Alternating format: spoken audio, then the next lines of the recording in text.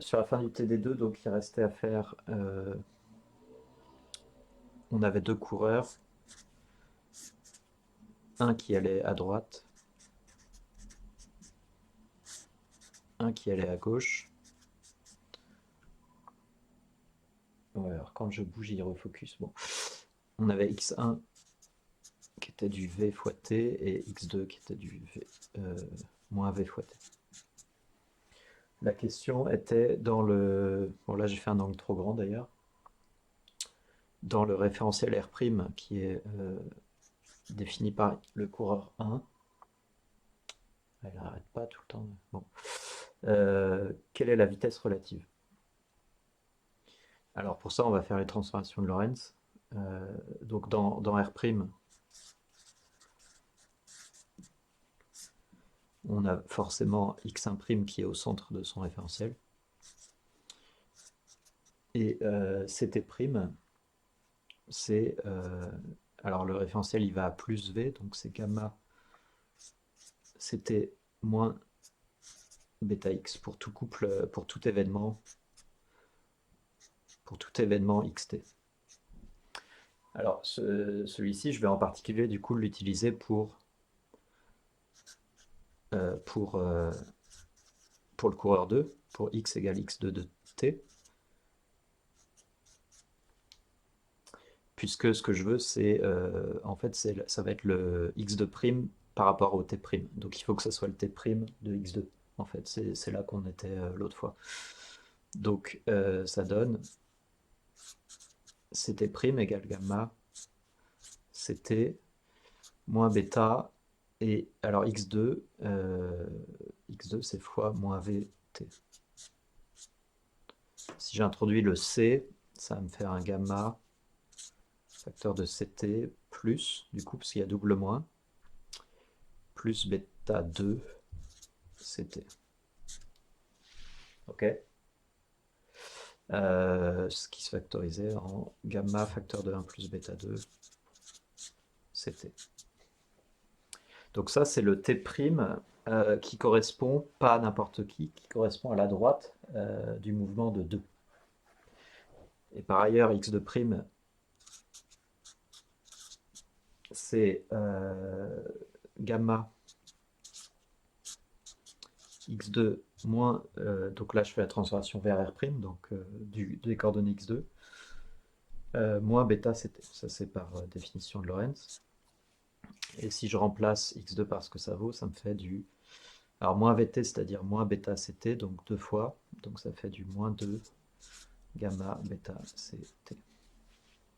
Donc du coup, la vitesse relative dans R', la vitesse de 2 par rapport à 1 dans R', qui par définition vaut x2' moins x1' sur dt', bah en fait le haut, le dx, alors x1' ça fait 0, donc il reste juste à différencier ce truc là. dx2', ça fait moins 2 gamma bêta c dt. Et ce dt', alors je vais l'écrire c dt', bah je le différencie aussi. Ça fait gamma facteur de 1 plus bêta 2 c dt. Donc quand je divise, je trouve alors je trouve le c va s'en aller, le dt s'en va, il me reste un moins 2 gamma bêta sur gamma facteur de 1 plus bêta 2. Et le gamma s'en va aussi. C'est un résultat qu'on va retrouver dans le TD3. À noter que donc dans le référentiel R, il y a un coureur qui part à droite, il y en a un qui part à gauche. Donc en vitesse relative dans R, la vitesse relative maximale, c'est deux fois la vitesse de la lumière. Dans R', euh, c'est-à-dire comme 1 est au repos dans R', il est normal que la vitesse de 2, donc la vitesse relative, mais par rapport à lui qui est au repos, il est normal que cette vitesse puisse pas être plus grande que 1, enfin que c en valeur absolue. Et c'est ça qu'on retrouve, puisque si bêta tend vers 1, le numérateur tend vers moins 2, et le dénominateur tend vers 2, donc ça tend vers moins c. Donc dans R', ça appartient à moins c, c, comme il se doit, puisque c'est la vitesse par rapport à un objet qui est au repos. Donc, vous voyez que, alors ça va être un cas, donc en fait c'est un cas particulier de, de la loi de composition des vitesses qu'on verra au TD5. C'est bon pour ça? Est-ce que vous m'entendez tous toujours ou parce que... Ok. Alors vous êtes combien maintenant? 7. Bon. Voilà. Euh, alors on va passer au TD3 sur la contraction des longueurs. Je pense qu'en fait il est assez rapide ce TD3.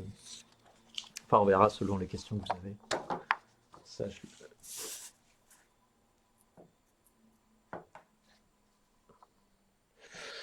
j'ai pu...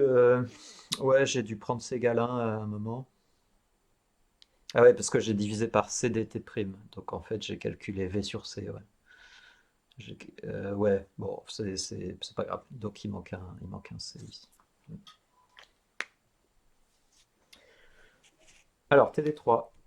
D'abord la contraction des longueurs et puis un paradoxe apparent sur la contraction des longueurs. Exo 1 et exo 2. Alors, l'énoncé qui est là. euh, donc on considère une règle qui se trouve au repos euh, dans R'. Donc elle a une longueur L0. Et qu'est-ce qu'on veut? Sur un diagramme d'espace-temps d'un référentiel R, représenter les lignes d'univers de chacune des extrémités de la règle, ainsi que OX', OY'. Alors, le OY', c'est pour la question 2 qu'on ne fera pas, puisque dans l'autre groupe, ils ont choisi de ne pas la traiter. C'est des transformations de Lorentz le long de, pas juste un axe, mais le long d'un mélange des deux axes. Donc on ne va pas le faire. Donc je vais juste faire le schéma, bon, je vais faire comme eux, on ne va pas le faire, juste le schéma classique. Alors, ici, c'est R' qui se déplace par rapport à R, sauf qu'on veut le schéma... Non, on veut le schéma dans le référentiel R. Donc je fais R, c'est en X, c'est T. Je trace mes cônes de lumière. Ouais. Ah oui, pardon. Je fais ça. Et je fais une règle. Alors, ma règle, elle va bouger. Donc je vais avoir une règle qui bouge. Une règle graduée. Elle va avoir un avant et un après. Donc je vais lui donner le côté gauche et le côté droit. Et ce truc-là, ça se déplace à une vitesse v. Donc je vais lui donner deux abscisses, xg et xd, qui dépendent tous les deux du temps. À t égale 0, on n'a qu'à choisir qu'elle est ici. Donc le xg est là et le côté droit de la règle est ici. Donc dans R, les deux se déplacent à une vitesse v. Donc la ligne d'univers de xg, c'est ça, et xd, c'est la parallèle. Donc c'est ça. Ok? Donc à tout instant, pour t, la règle, elle apparaît ici, dans la simultanéité à un instant t0. Elle apparaît donc contractée par le calcul qu'on va refaire. Dans R', donc ça c'est aussi l'axe des t', et comme on sait, il y a l'axe des x' qui est en bisectrice autour du cône de lumière qui est là.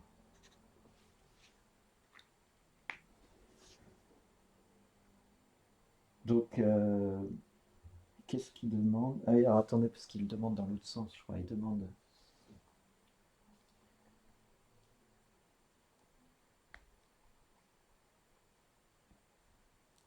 Ok. Donc, ouais, ok, non, c'est ça. Comment définit-on la longueur de la règle dans R? Bah, en fait, c'est comme ceci, c'est-à-dire que c'est ces deux points-là. Donc, bah, essentiellement, à un instant t quelconque, je prends une photo instantanée et la longueur de la règle dans R, par définition, c'est xd de t moins xg de t. Donc, c'est un delta x, si vous voulez. Ouais, pardon. Donc, par définition, c'est la différence d'abscisse ici à un instant t. Donc, simultané, c'est ce qui correspond à si je prends une photo instantanée de la règle qui est en mouvement. Je vais avoir besoin de alors moi, en fait, je suis un peu perturbé parce que je crois que je l'ai fait dans l'autre sens dans mon corrigé là. J'ai commencé par faire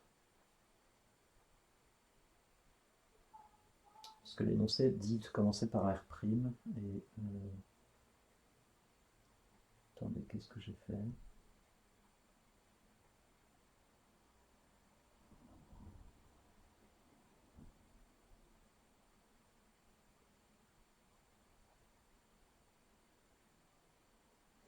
Ok. Alors la question du coup, c'est de non, c'est bon. C'est de c'est de déterminer ces équations ici. Alors évidemment, xg, c'est un v fois t, ça pose pas de problème. xd, c'est un v fois t aussi, plus une constante. Cette constante, c'est la longueur de la règle dans le référentiel R. Donc c'est celle-là qu'on cherche. Donc pour la chercher, on va commencer par se placer dans R'. Dans R', c'est quoi le schéma? Eh ben, le schéma dans R', c'est que ma règle, elle est là. Ma règle graduée, elle est là, à t' égale 0. Et qu'elle est statique par rapport à R'. Donc du coup, l'extrémité gauche, elle suit cette ligne d'univers ici, et l'extrémité droite, elle suit cette ligne d'univers ici. Donc du coup, xg', c'est 0, et xd', c'est L0 pour tout t'. D'accord? Donc à partir de là, je vais transformer par une transformation de Lorentz dans le référentiel R. Ouais,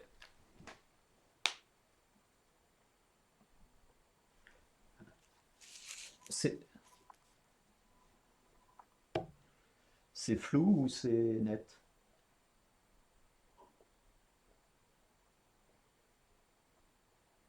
Tac. Ça donne, euh, ça donne comme R' se déplace à vitesse v par rapport à R, euh, R se déplace à une vitesse moins v par rapport à R'. Donc du coup, la transformation de Lorentz ici, il faut qu'on la fasse à vitesse moins v. Donc ça va me donner que x, je vais essayer d'écrire droit, c'est comme ça, hein, que x, g, ça doit être gamma xg'. Alors d'habitude c'est moins bêta, mais là c'est plus bêta, puisque du coup je vais de R' vers R. Plus bêta, c'est t'. Et pareil pour x droit, à un instant t, et à l'instant t' qui correspond. Donc xd' plus bêta c'est t'. Ok. Par ailleurs, il me faut aussi l'expression du t'. Donc le ct', c'est gamma ct plus le bêta, plus le bêta x'. Plus le bêta x, pardon.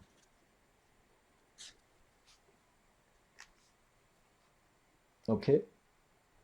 Le x', je vais prendre. Alors, sur l'extrémité, je vais le faire sur l'extrémité gauche d'abord.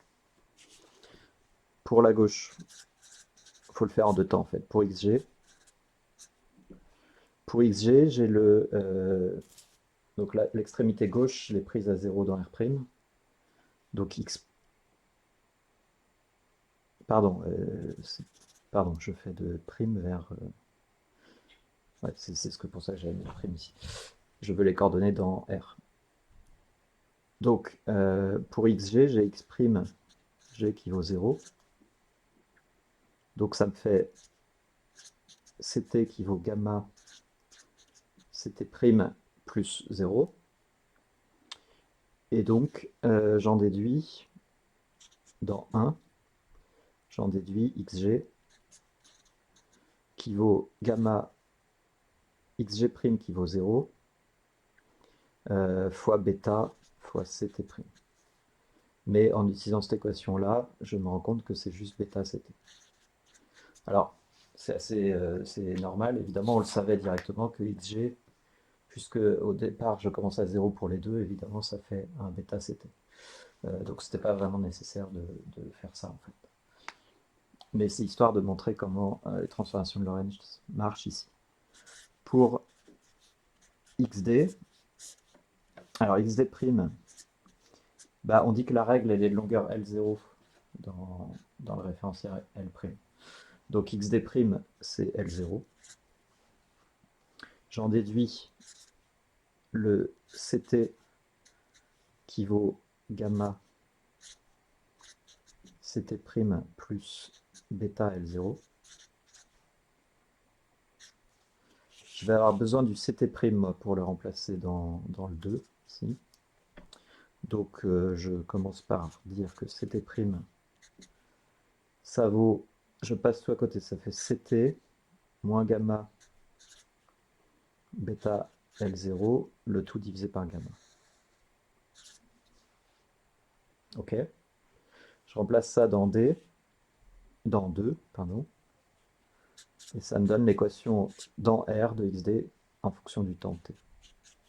Ça me donne xd de t égale, alors on y va, ça fait gamma xd' L0 plus bêta ct' plus bêta fois tout ça.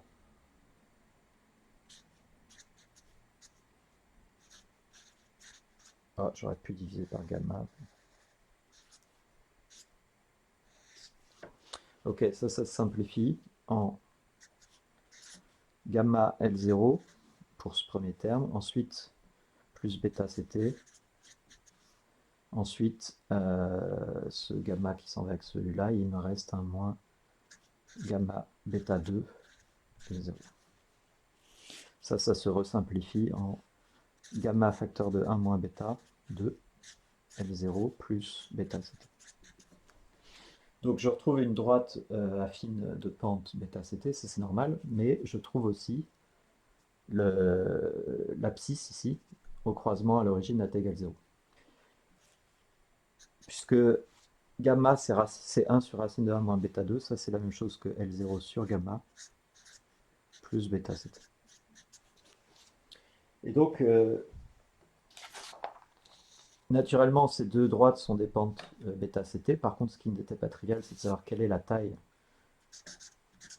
ici. Et ça, il n'y a que les transformations de Lorentz qui vous le disent.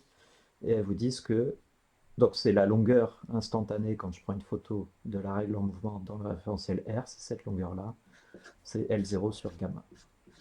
Et c'est plus petit que L0. Donc c'est ça, la contraction des longueurs. Une règle en mouvement apparaît plus courte d'un facteur gamma. Vous voyez bien là ou... Ok. Donc, ouais, je t'ai...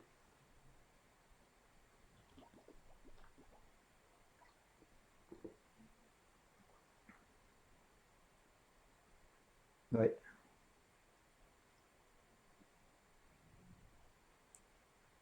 Ouais, c'est... c'est si je prends une photo à t0, je vais voir ça, je vais voir cette longueur-là. Mais en fait, je la vois à chaque instant, tu vois. Je peux le faire ici, je peux le faire là, je peux le faire là. C'est la longueur, réellement, de la longueur qui m'apparaît à moi dans le référentiel R de cette règle en mouvement. Et donc, c'est L0 sur gamma à chaque instant. On peut directement, oui, c'est L0 sur gamma, oui, ça c'est d'après le cours, mais dans le cours, il a dû le démontrer de cette façon-là. Parce que je vois pas comment on peut le démontrer autrement, en fait.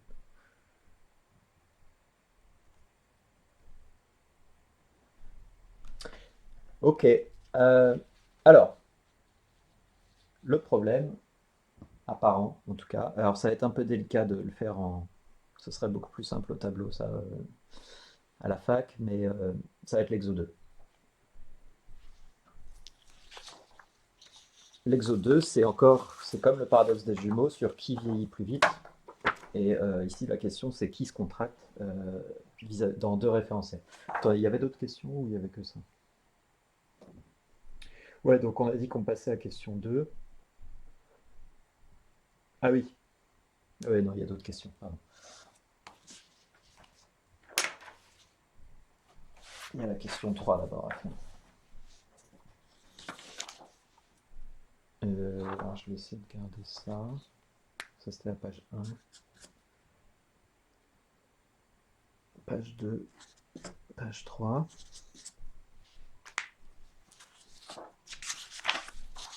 Je peux ranger, c'est bon? Alors, question 3. La règle se trouve à nouveau le long de l'axe OX'. Ah oui, donc c'était parce qu'on a passé la question 2. Une particule de masse m se déplace à constante vitesse moins v de direction opposée à la règle. Ok. Donc, on a. C'est flou là. Qui mettent au point. Voilà. Euh, donc, dans R, j'ai cette règle en mouvement entre de taille L0 sur gamma, entre ces deux lignes d'univers qui sont à bêta égale ct. Enfin, v à v à vt. On me dit que j'ai une particule qui arrive de la gauche à la vitesse moins v. Alors, à quel moment, où est-ce qu'elle est à t égale 0? Ça n'a pas spécialement d'importance. On en aura besoin pour le calcul, donc je vais dire que ici, sur l'axe x à t égale 0, cette particule elle est à x0. Le x0 va sortir du calcul euh, quand on va le faire. On me demande à quel moment. En fait, on me demande la durée pour que la particule traverse la règle. Donc, ça fait ça. La particule arrive sur le front avant de la règle dans l'événement E1 à un instant T1 et en coordonnées x1. Et elle sort pour ainsi dire, elle sort de la règle à l'instant, à l'événement E2 qui a pour coordonnées également T2, x2. Okay. Le temps que ça va prendre pour traverser la règle, c'est T2 moins T1. Bon là, il n'y a pas de changement de référentiel à faire. Donc il suffit de faire une petite cinématique newtonienne, pour ainsi dire, usuelle. Donc qu'est-ce que j'écris? J'écris toutes mes équations du mouvement. J'ai celui-là, on va l'appeler. Alors on va l'appeler comment celui-là? On va l'appeler comme on l'a fait tout à l'heure, c'est-à-dire x gauche, x droit, et celui-là, on va l'appeler x particule, xp, xp2. Donc j'ai mes trois équations horaires qu'on a vues. Xg c'était Vt, xd c'était L0 sur gamma plus Vt, et x particule c'est x0, cette origine ici, moins Vt. Ok, je cherche une équation de collision, donc ça n'a aucune difficulté. Je prends pour l'événement E1, je dois avoir quoi? Je dois avoir que le x droit de T1 est égal au xp de T1. Je l'écris et je résous, ça donne L0 sur gamma plus VT1 égale à, on a dit XP, donc X0 moins VT1. On passe de l'autre côté, ça me fait du 2VT1 égale X0 moins L0 sur gamma. Je vais le laisser comme ça. Je pourrais diviser tout par 2V, mais je le ferai après. Pour E2, mon équation, c'est x gauche de T2 égale x particules de T2. Alors c'est plus simple, ici ça donne donc VT2 égale x0 moins VT2. Et donc ça me donne directement 2VT2 égale x0. Moi ce qui m'intéresse c'est le delta T. On me demande le delta T. Donc je fais ça moins ça, je divise par 2V. En faisant ça moins ça, le x0 naturellement saute, puisque ça ne doit pas dépendre de où je pars. Donc il me reste 2V delta T. 2V delta T qui vaut ça moins ça, c'est-à-dire L0 sur gamma. Donc je trouve que delta T est égal à L0 sur 2V gamma.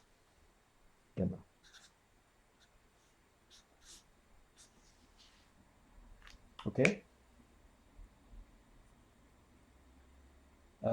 Est-ce qu'on pouvait s'attendre à cette formule et est-ce qu'on pouvait l'écrire directement? Bah oui, puisque on sait que la règle du point de vue de R, elle fait...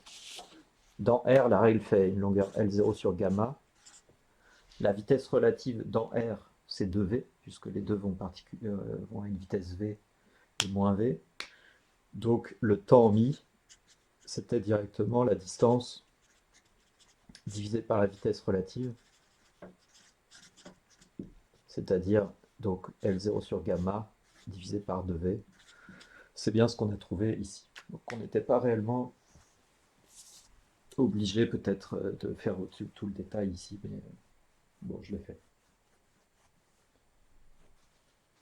Ensuite, on veut, il me semble, la même chose, mais dans R'. Ok, on veut la durée delta T' pour que cette particule traverse la règle. Alors, je vais faire une transformation de Lorentz. À noter que les transformations de Lorentz sont linéaires parce que c'est coordonnée par coordonnée, donc c'est T' égale une fonction de x et de t. Mais comme elles sont linéaires, ça vaut aussi pour des différences de coordonnées. Donc je peux directement utiliser des équations de ce type-là. C'est-à-dire que à un intervalle delta t dans R correspond à un intervalle delta t' qui est donné par la transformation de Lorentz. Alors là, c'est un moins ce coup-ci, puisque R' il se déplace vers la droite. Donc ça, c'est le delta t' qui correspond à la durée de la traversée. Donc en fait, c'est le delta t' entre E1 et E2, qui correspond à cette durée delta t qu'on vient de calculer. Par contre, il faut qu'on calcule delta x. Alors pour calculer delta x, il faut revenir dans R. Donc delta x, c'est lui en fait. C'est ce gars-là ici. Donc ça, c'est pas très compliqué. Le delta x dans R, le delta x c'était le x. Alors donc c'est le x droit à l'instant de la collision T1 ici, moins le x gauche à l'instant T2. Ok. Et alors ça, on avait les équations horaires, donc en l'occurrence, on peut reprendre ce qu'on avait fait ici, ouais, je vais le refaire. XD de T1. Alors XD, c'était, on a dit, c'est L0 sur gamma plus VT1. Mais T1, on l'a calculé ici, donc VT1, c'était L0 sur gamma plus x0 sur 2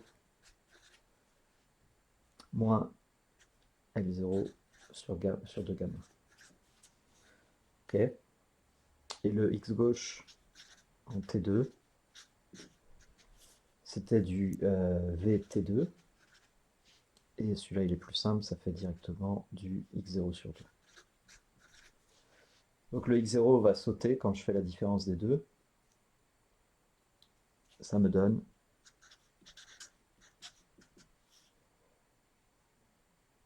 alors x2. Alors pardon, c'est pas xd de t1 moins x. Parce que en fait le delta x c'est une valeur algébrique. Ce que je fais là, c'est la norme parce que c'est positif. Mais réellement, je veux le delta x en allant de E1 vers E2. Donc delta x est négatif. C'est en fait c'est l'événement final moins événement final moins événement initial. Donc le delta x, c'est lui moins lui. Et il me reste, ça fait du L0 sur gamma moins L0 sur 2 gamma, ça fait du plus L0 sur 2 gamma, mais je le prends en moins, donc ça fait du moins L0 sur 2 gamma.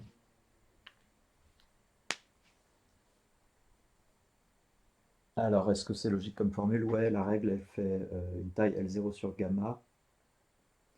Elle se déplace à V. Comme ça, la particule se déplace à V dans ce sens-là, donc en fait, ça parcourt la moitié de la distance pour traverser la règle. Puisque pendant le temps t, la règle bouge autant que la particule bouge, et donc quand la particule est sortie de la règle, chacun des deux s'est déplacé de la moitié de la distance. On aurait pu aussi le balancer directement. Dans le corrigé de Moodle, je crois que c'est balancé directement comme étant une évidence. Bon. Mais ça vient en tout cas des lois cinématiques. Donc du coup, le delta t', on peut aller le calculer. Ça donne gamma. Alors, le delta t, on l'avait là-haut. C'est L0 sur gamma de V. Moins bêta delta x, et il y a un moins. Donc ça fait du plus bêta L0 sur 2 gamma. On va simplifier ça. Ce gamma, il se dégage avec celui-là. Ici aussi, le L0 sort. Le C sur V, ça donne du 1 sur bêta. Donc il me reste L0, facteur de 1 sur 2 bêta, plus bêta sur 2. Bon, j'aurais pu virer le 2. Et si je vire le 2, ça me donne L0 sur 2, facteur de... Alors ça, on ne le laisse pas comme ça, en général, on va le mettre sous une forme proche des facteurs de Lorentz, c'est-à-dire un bêta en bas, 1 plus bêta 2.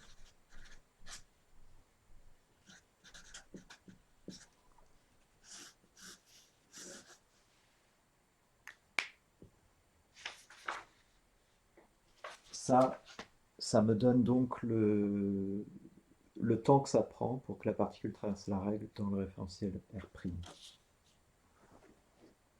Et à partir de là, dernière question, on peut en déduire la vitesse de la particule dans R'. Alors naturellement, on doit retrouver la même chose qu'à la fin du TD2, puisque le setup est exactement identique avec deux vitesses qui sont égales en norme, mais de direction opposée. Pour ça, donc, je vais aller calculer la vitesse relative. Alors, la vitesse relative dans R', bah, par définition, c'est delta x' sur delta t'. À quel delta je fais référence? Toujours aux mêmes choses, c'est-à-dire l'entrée de la particule dans la règle et la sortie de la particule dans la règle. Mais dans R', la règle est statique. Dans R', votre règle, elle est là, elle ne bouge pas. C'est la particule qui lui arrive dessus avec une certaine vitesse. Donc du coup, le delta x', c'est juste la taille de la règle. Moins, parce que ça va par là. Donc du coup, delta x', on pourrait le calculer par Lorentz, mais on n'a pas besoin, c'est forcément moins L0. Puisqu'elle fait une longueur au repos de moins L0. Du coup, la vitesse de 2, enfin de la particule dans R', ça fait moins L0 divisé par ce delta T' qu'on avait là-haut. Alors j'ai encore un problème de C, donc je mets le C là, ça me fait un 2 bêta C divisé par L0 et 1 plus bêta 2. Le L0 saute, ça c'est normal, et il me reste moins de V 1 plus bêta 2. Et c'est la même formule qu'à la fin du TD2, il faut que je branche l'ordi. Je reviens.